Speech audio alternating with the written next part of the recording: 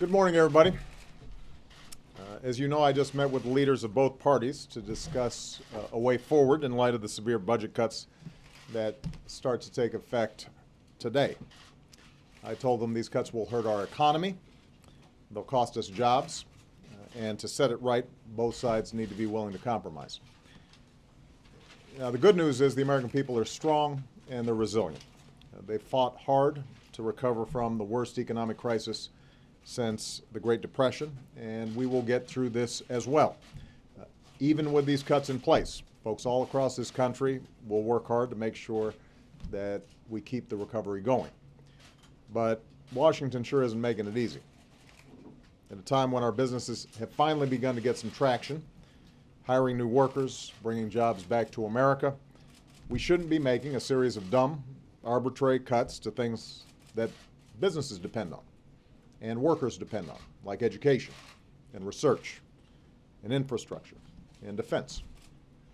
It's unnecessary, and at a time when too many Americans are still looking for work, it's inexcusable. Now, what's important to understand is that not everyone will feel the pain of these cuts right away. The pain, though, will be real. Beginning this week, many middle-class families will have their lives disrupted in significant ways. Businesses that work with the military, like the Virginia shipbuilder that I visited on Tuesday, may have to lay folks off. Communities near military bases will take a serious blow. Hundreds of thousands of Americans who serve their country, Border Patrol agents, FBI agents, civilians who work at the Pentagon, all will suffer significant pay cuts and furloughs. All of this will cause a ripple effect throughout our economy. Layoffs and pay cuts means that people have less money in their pockets, and that means that they have less money to spend at local businesses. That means lower profits. That means fewer hires. The longer these cuts remain in place, the greater the damage to our economy, a slow grind that will intensify with each passing day. So economists are estimating that as a consequence of this sequester, we could see growth cut by over 0.5%. It will cost about 750,000 jobs at a time when we should be growing jobs more quickly. So every time that we get a piece of economic news over the next month, next 2 months, next 6 months, as long as the sequester is in place, we'll know that that economic news could have been better if Congress had not failed to act. And let's be clear, none of this is necessary. It's happening because a choice that Republicans in Congress have made. They've allowed these cuts to happen because they refuse to budge on closing a single wasteful loophole to help reduce the deficit.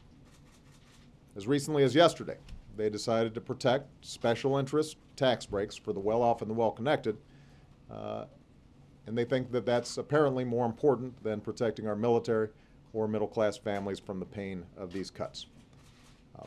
I do believe that we can and must replace these cuts with a more balanced approach that asks something from everybody. Smart spending cuts, entitlement reform, tax reform that makes the tax code more fair for families and businesses without raising tax rates. All so that we can responsibly lower the deficit without laying off workers or forcing parents to scramble for child care or slashing financial aid for college students. I don't think that's too much to ask. I don't think that is partisan. It's the kind of approach that I've proposed for 2 years. It's what I ran on last year.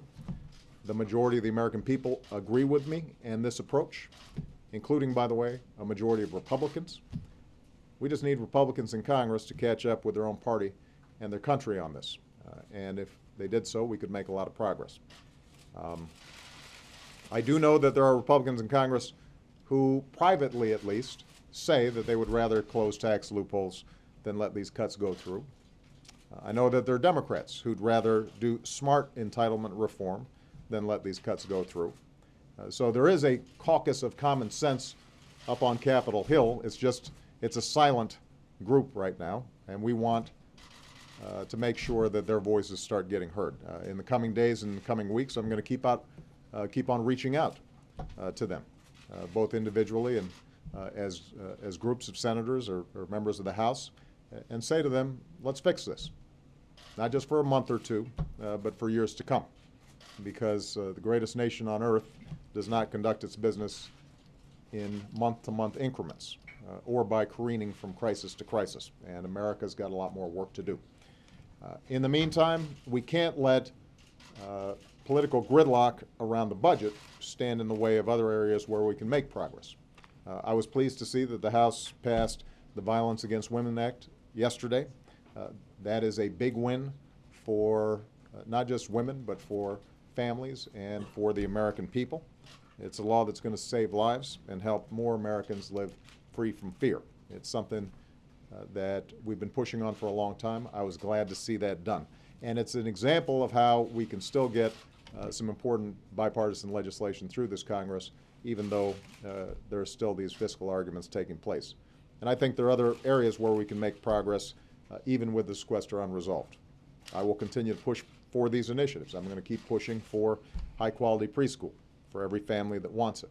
I'm going to keep pushing to make sure that we raise the minimum wage so that it's one that families can live on. I'm going to keep on pushing for immigration reform and reform of our voting system and improvements on our transportation sector. And I'm going to keep pushing for sensible gun reforms because I still think they deserve a vote. This is the agenda that the American people voted for. These are America's priorities. They're too important to go unaddressed, and I'm going to keep pushing to make sure that we see them through.